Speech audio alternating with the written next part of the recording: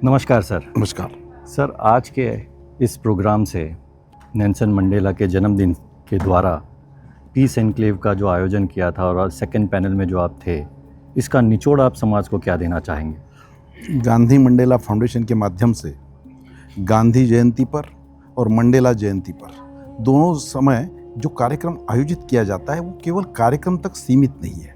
इन दोनों के जीवनों का जो एक सार है वो है पीस, शांति। वो शांति का जो संदेश है वो पूरे विश्व के लिए आज आवश्यक है। आज युद्धजन्य स्थिति है, कोई किसी की मानने को तैयार नहीं है और भारत को इस शांति का संदेश देने का एक नैतिक अधिकार है। भारत ये शांति प्रिय देश है, शांति ये भारत का आत्मा है और इसीलिए शांति समाज में वृद्धिंगत हो, उसका उपयोग हो और संसार उस आधार पर चले, ये यात्रा चलने के लिए इस प्रकार के कार्यक्रमों की आवश्यकता होती है। हमारे माननीय प्रधानमंत्री जी ने भी कहा है कि ये युग बुद्ध का है और हम पूरे समाज को और पूरी दुनिया को एक संदेश देते हैं, वासुदेव कुटुंबकम। सो हम उसमें किस तरह से एक अच्छा नेतृत्व कर सकते हैं और आपका ये दोनों एंगल को किस तरह से इनकॉर्पोरेट अच्छे से कर सकते हैं, इसके बारे में थोड़ा बताइए। पूरे विश्व में आज मोदी जी देश के विश्व के सर्वाधिक लोकप्रिय नेता हैं। उन्होंने बहुत अच्छा संदेश दिया है कि देश को युद्ध की नहीं, बुद्ध की जरूरत है। बिल्कुल। ये शांति, और आज यूक्रेन और रशिया के युद्ध में भी उन्होंने जो अपना रोल अदा किया उसकी सराहना पूरे विश्व में हो रही है। भारत को तो उसकी क्षति पहुंची नहीं, भारत के लोग शांति से आ गए, पर पूरे विश्व के लिए जब जब नैसर्गिक आपदा आती है, युद्धजन्य स्थिति आती है, विद्वेष का विषय आता है, तो उसमें अपना रोल अदा करना ये भारत का दायित्व मानकर वसुधैव कुटुंबकम की कल्पना उन्होंने G20 के समिट में भी रखी थी। और जब जब मौका मिलता है गांधी जी का तत्वज्ञान, शांति का संदेश वो अपने माध्यम से देते हैं और हम शांति, ये तो हमारे देश का मूल आत्मा है, तो उसको प्रचारित और प्रसारित करने का बहुत बड़ा काम नरेंद्र मोदी जी के माध्यम से हो रहा है। विविधता में एकता जो हमारा देश है, और हर बार जब भी वॉर की बात चलती है तो 2.5 की बहुत चर्चाएं होती है।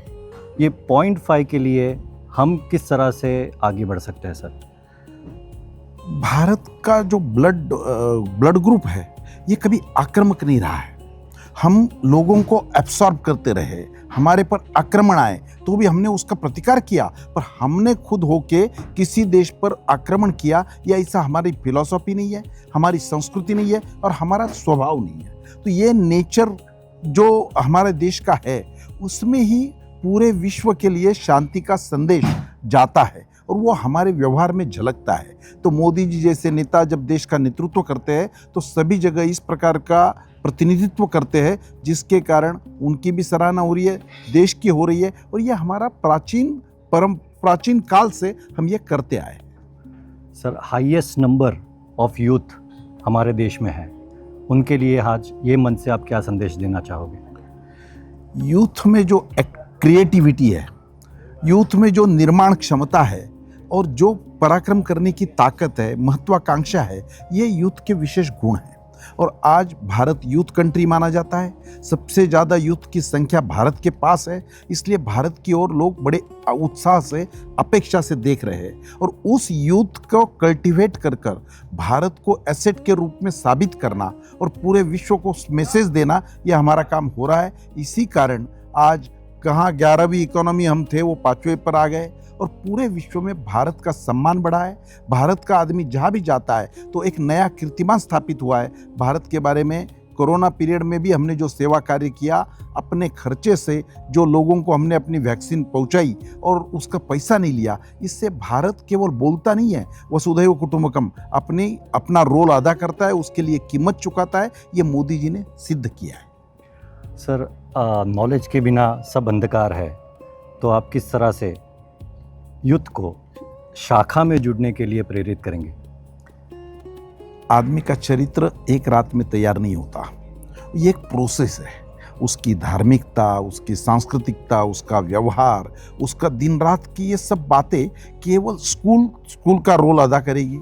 शिक्षा से उसको मिलेगा, किताबें पढ़ने से होगा, पेरेंट्स भी ध्यान देंगे, पर उसके साथ साथ उसका व्यक्तिमत्व कल्टीवेट करने के लिए, उसको विकसित करने के लिए कई बातों की आवश्यकता होती है, एक्स्ट्रा करिकुलर एक्टिविटीज़ की आवश्यकता होती है। तो मेरे ख्याल से शाखाओं में जिस प्रकार का ट्रेनिंग दिया जाता है, आदमी का डेयरिंग बढ़े, उसकी निर्णय क्षमता बढ़े, उसकी रिस्क टेकिंग क्षमता बढ़े, उसको आकलन आए, ये सब बातें जहाँ पर सिखाई जाती है वो जीवन का अपरिहार्य पार्ट है।